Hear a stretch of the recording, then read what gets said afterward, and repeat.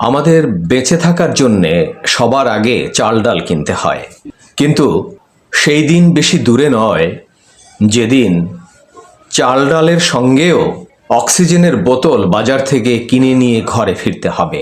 কেননা যে হারে বৃক্ষ নিধন চলছে এবং পরিবেশ বিপর্যয় ঘটানো হচ্ছে, তাতে এমন আশঙ্কা করা অমূলক নয়, যার নজির আমরা পার্শ্ববর্তী দেশ ভারতের মুম্বাই শহরেও দেখতে পাচ্ছি।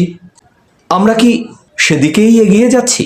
এসব নিয়েই আজকে আমি কথা বলতে চাই এ প্রজন্মের একজন তরুণ এবং একজন সংবেদনশীল স্থপতি, যিনি ইতোমধ্যে তার কর্মজীবনে সুনাম কুড়িয়েছেন, সেই স্থপতি মাকদুম রায়হান।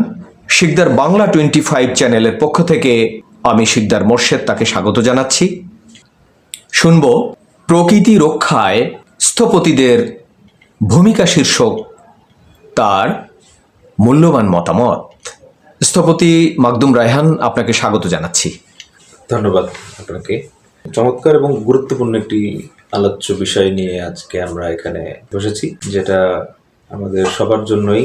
কারণ প্রাণ প্রকৃতি এবং পরিবেশের যে অবস্থা, যে বিপর্যয় এবং যেদিকে আমরা ধীরে ধীরে আগাচ্ছি, সেটা খুবই চিন্তনীয় এবং খুবই ভয়াবহতার দিকেই যাচ্ছে। সেই ভয়াবহতার নমুনাটা ছোট একটা এক্সাম্পল, যেটা আপনি শুরুতেই বললেন, যে এখন আমাদেরকে অক্সিজেন বার খুলে বসতে হচ্ছে।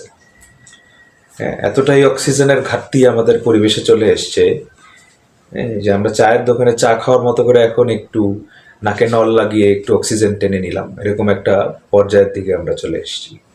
এবং এটা শুধুমাত্র পার্শ্ববর্তী দেশ ইন্ডিয়া নয়, ইউএস স্টেটস, কানাডা এবং জাপানের মতো দেশেও এই অক্সিজেন বার খোলা হয়েছে। আমাদের দেশের 3 দিকেই ইন্ডিয়া। সেখান থেকে আমরাও যে খুব ভালো দিকে আগাচ্ছি তা কিন্তু নয়। নির্বিচারে দেদারসে গাছপালা কেটে ফেলা হচ্ছে। গাছপালা কাটার আগে আমাদের কোনো সুদৃঢ় চিন্তা মনোভাবের কোনো অভিব্যক্তি আমরা দেখতে পাচ্ছি না। না সেটা আমাদের যারা আছেন অর্গানাইজেশনাল সাইড থেকে, সেটা সরকারি হোক বেসরকারি হোক, সেই সংবেদনশীল ভাবনার জায়গাটা আসলে মিসিং সব ক্ষেত্রেই। মন চাইলো একটা গাছ দুম করে আমরা কেটে ফেললাম। সব থেকে বড় উদাহরণ, বেশ কয়েক মাস আগেই এই মোহাম্মদপুর ধানমন্ডিতে সাধারণ নাগরিকরাই আন্দোলন করলো এই গাছ কাটা নিয়ে। সিটি কর্পোরেশন দেদারসে গাছ কেটে ফেলছে। কোনো ভাবনার কোনো ভাবলেশ নেই।